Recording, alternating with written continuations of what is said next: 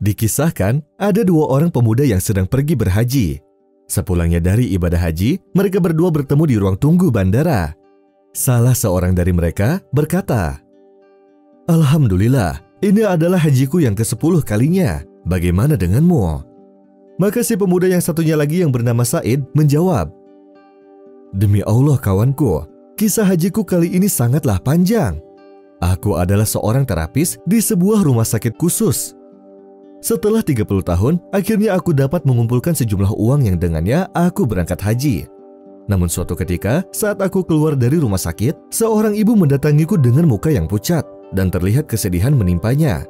Ia pun berkata kepadaku, 'Wahai Said, aku sangat berterima kasih padamu karena kamu telah mengurus anakku yang cacat. Sungguh, anakku telah menganggapmu sebagai ayah kedua dalam dirinya.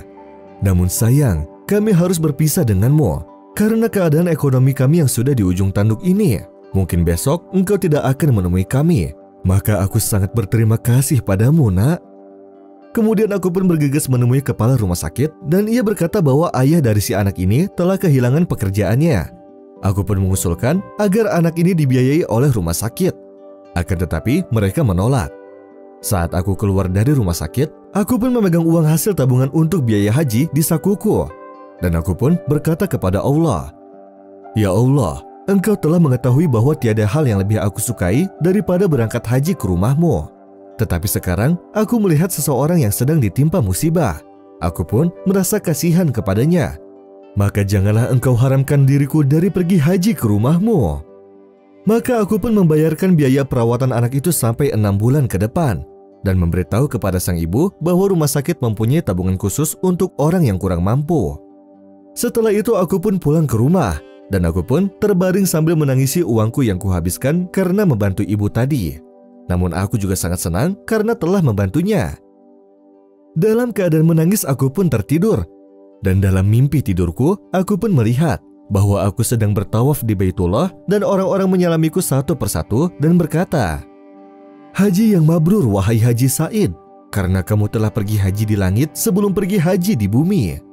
من ذا الذي يقرض الله قرضا حسنا فيضاعفه له أضعافا كثيرة والله يقبض ويبسط وإليه ترجعون. Aku pun langsung terbangun dan merasakan kebahagiaan yang sangat besar dalam hatiku. Aku pun bersyukur kepada Allah Subhanahu wa Ta'ala atas mimpi tersebut. Tiba-tiba sebuah telepon pun berbunyi. Dan ternyata itu dari kepala rumah sakit yang mana ia berkata kepadaku, 'Wahai Said, pemilik rumah sakit hendak pergi haji. Namun terapis khususnya tidak bisa mengikutinya karena istrinya sedang hamil besar. Dan pemilik rumah sakit ini enggan untuk berangkat berhaji kecuali ditemani oleh terapis khususnya. Maka dari itu, apakah engkau mau menemaninya untuk pergi berhaji?' Tanganku pun seketika bergetar dan lututku lemas. Maka aku pun langsung sujud syukur kepada Allah atas pemberiannya ini. Aku pun menceritakan kepada si pemilik rumah sakit tentang pasien yang orang tuanya telah kehilangan pekerjaannya, sehingga si anak pun harus keluar dari rumah sakit. Maka si pemilik rumah sakit pun bergegas untuk memberikan pekerjaan si ayah di perusahaan yang ia punya. Ia pun berniat untuk membuat tabungan khusus bagi orang yang tidak mampu di rumah sakit. Dan ajaibnya, ia pun memberikan upahku saat itu sejumlah uang yang telah aku berikan sebelumnya untuk si ibu. Semua ini adalah karunia yang sangat besar dari Allah Subhanahu wa Ta'ala kepada diriku. Alhamdulillah. Saat si pemuda itu mendengar cerita Said tentang perjalanan hajinya, ia pun langsung mencium keningnya sambil menangis, seraya berkata, "Demi Allah, seumur hidupku ini tidak pernah sekalipun aku merasakan malu yang begitu sangat, kecuali setelah mendengar ceritamu ini. Aku telah pergi haji berkali-kali dan menganggap bahwa derajatku di sisi Allah sangatlah tinggi. Tetapi sekarang aku yakin bahwa hajimu lebih baik dari haji 1000 hajiku ini, karena akulah yang pergi ke Baitullah, sedangkan dirimu justru Allah lah yang memanggilmu ke rumahnya. Semoga Allah Subhanahu wa Ta'ala menerima amal-amal baik kita semua. Amin ya Allah ya Rabbal Alamin."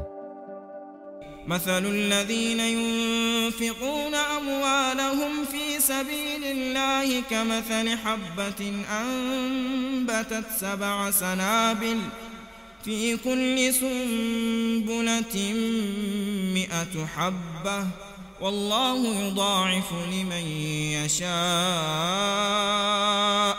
والله واسع عليم.